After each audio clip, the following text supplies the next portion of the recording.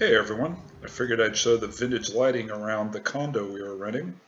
This light is at the front door entry. Moving down to the side of the house here to the front porch. This one here lights up the front porch.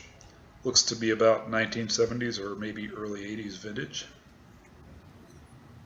And the light around the garage entryway. Same type of light without its shade.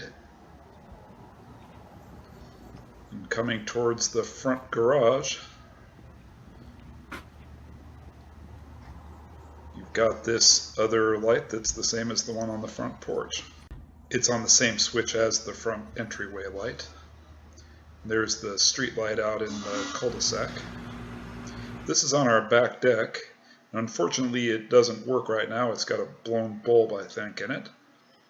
Here's a good look at it.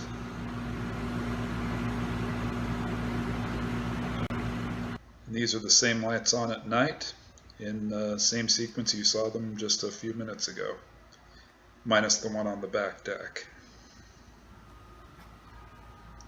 Not that you'd see much anyway, since the light kind of blasts the camera.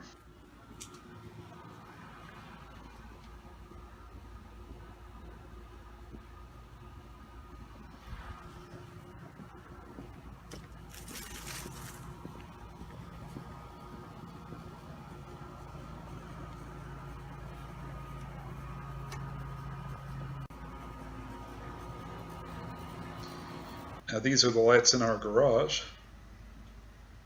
Fluorescent fixture, it seems to be the main garage light. It's controlled by this socket with a pull chain. Looks like a recent addition here because it has a power socket on it. Anyway, here's a look at that light on.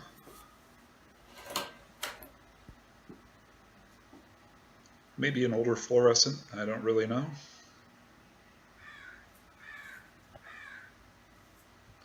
And this ceramic socket here is above the washing machine and dryer.